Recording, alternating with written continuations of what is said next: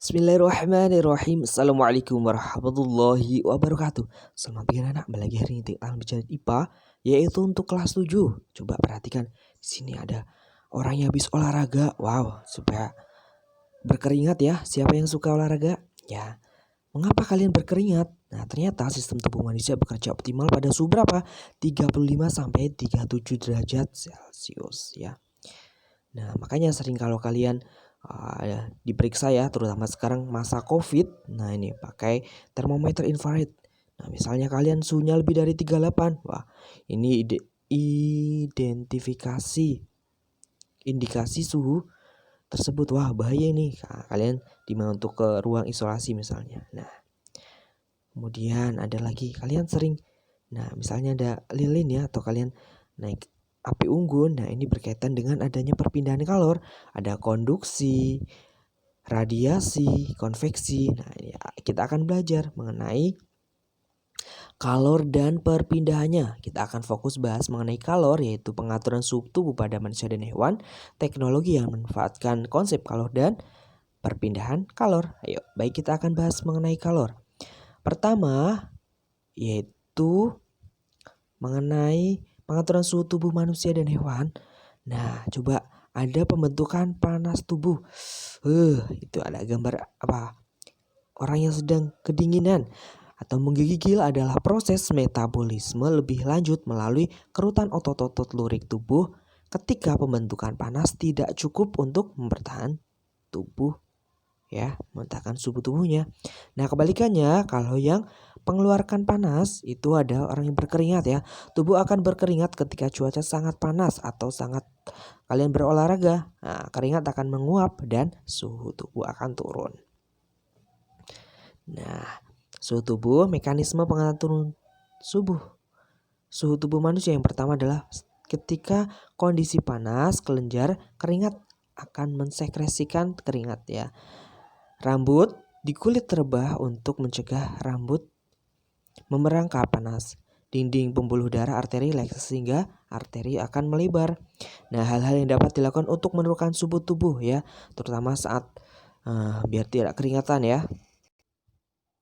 Nah, pertama dengan apa? Mengipas tubuh menggunakan kipas tangan atau kipas angin, menggunakan pakaian tipis dan berbahan katun. Itu kalau kalian keringetan biasanya ya.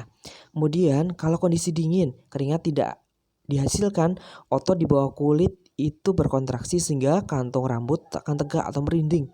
Ya, arteri yang membawa darah ke bawah permukaan kulit berkontraksi. Kemudian otot menerima pesan dari hipotalamus untuk menggigil. Nah, dingin ya. Hal-hal yang dapat dilakukan untuk meningkatkan suhu tubuh itu menggunakan selimut, pakaian tebal ya, memegang benda hangat itu ya saat kalian dingin dan panas. Terusnya, dan ini adalah mekanisme pengaturan suhu tubuh ya. Ini ya ada ya aliran darah. Pokoknya besok pada bab selanjutnya peredaran darah kalian akan membahasnya lebih lanjut. Ini adalah mekanisme pengaturan suhu tubuh manusia. Nah, mengukur suhu badan ya. Pengukuran yang diambil pada suhu tubuh perlainan akan menghasilkan hasil yang berbeda. Nah, pengambilan suhu tubuh di dalam mulut misalnya ini ya, yaitu 37 derajat Celcius. Di ketiak itu 36,5 derajat Celcius, dan di rektum atau anus ya, itu sekitar 37,5 derajat Celcius.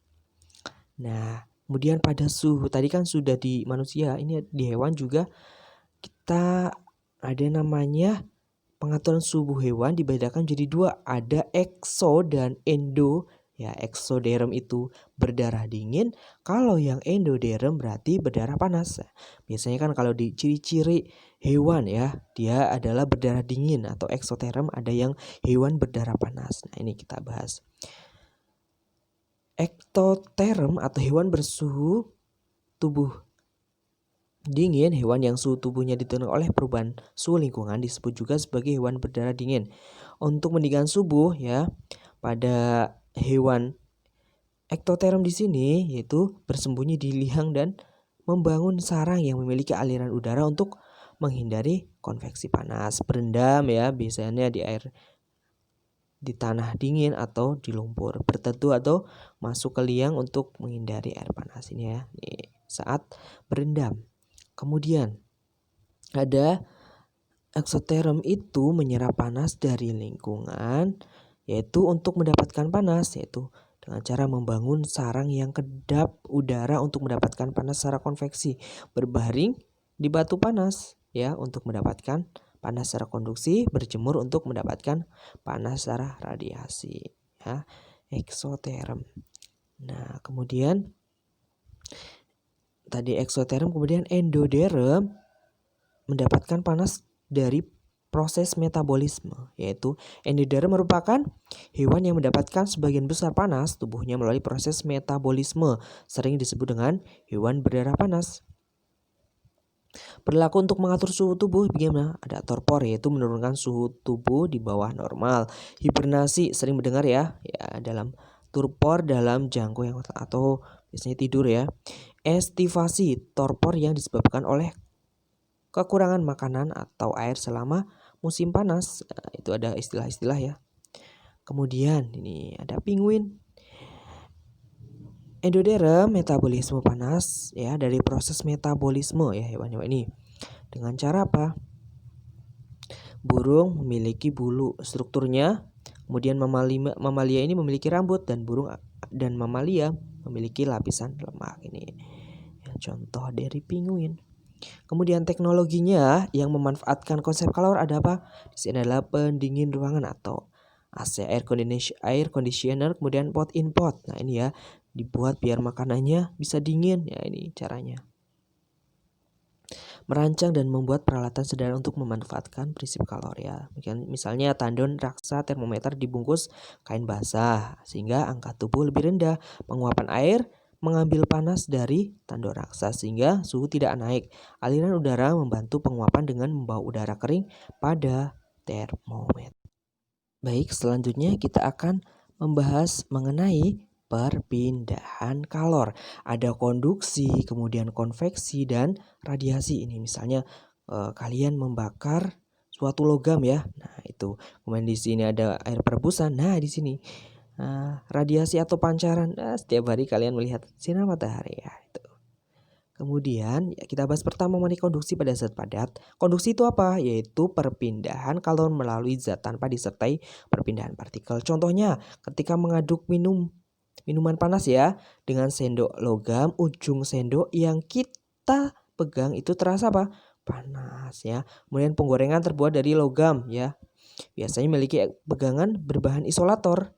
Jika tidak diberi pegangan dari bahan isolator, misalnya kayu dan plastik saat memasak tangan, nah maka tangannya akan terasa panas. Saat membeli bakso atau soto, kuahnya kan panas. Kemudian mangkoknya juga akan terasa panas. Nah, ini laju aliran konduksi, ini rumusnya, tapi kita nggak membahas ya.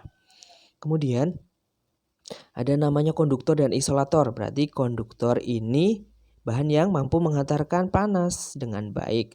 Kemudian kebalikannya isolator berarti yang menghantarkan panas dengan buruk. Nah, ini ada contohnya konduktor timbal baja aluminium. Nah, semakin ke kanan apa kalornya semakin baik.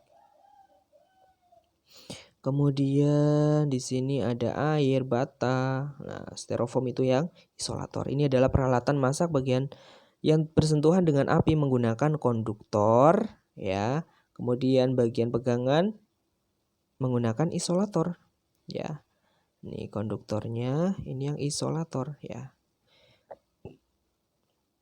Kemudian selanjutnya ada perpindahan kalor konveksi, yaitu untuk zat cair dan gas. Konveksi itu apa? Perpindahan kalor melalui zat yang disertai perpindahan partikel zat tersebut.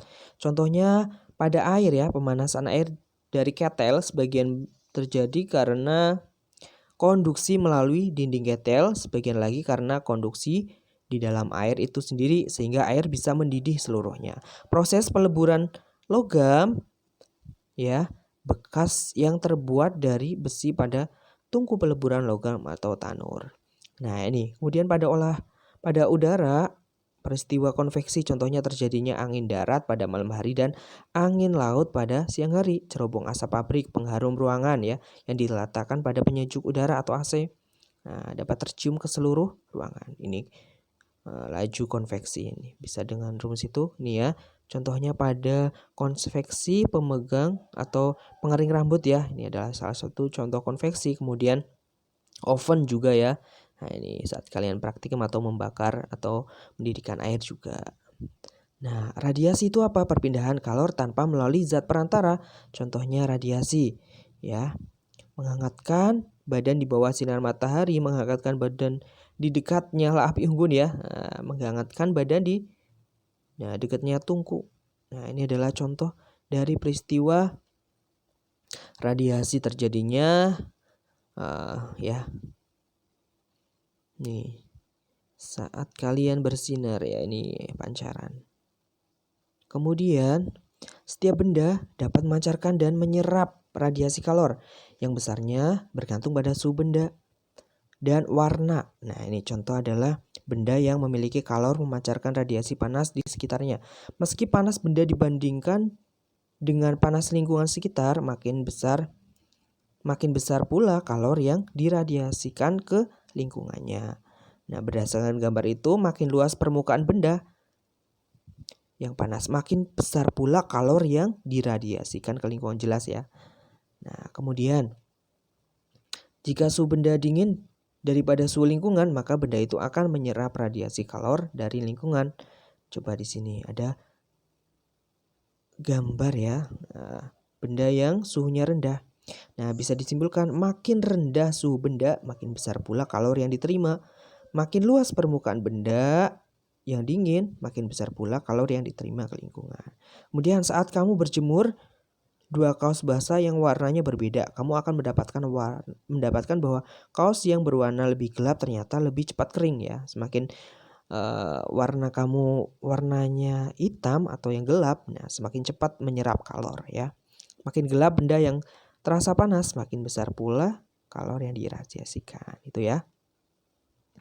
Nah, ini juga ada peristiwa termos ya. Itu ada perpindahannya konduksi, konveksi dan radiasi ya. Ini juga saat berjemur si buaya. Kemudian ini ya. Nah, ini yang mudah menyerap kalor. Kemudian seragam juga dibuat yang terang ya agar ya tidak panas, tidak mudah menyerap kalor.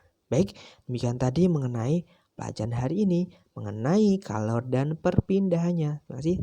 Semoga bermanfaat. Assalamualaikum warahmatullahi wabarakatuh.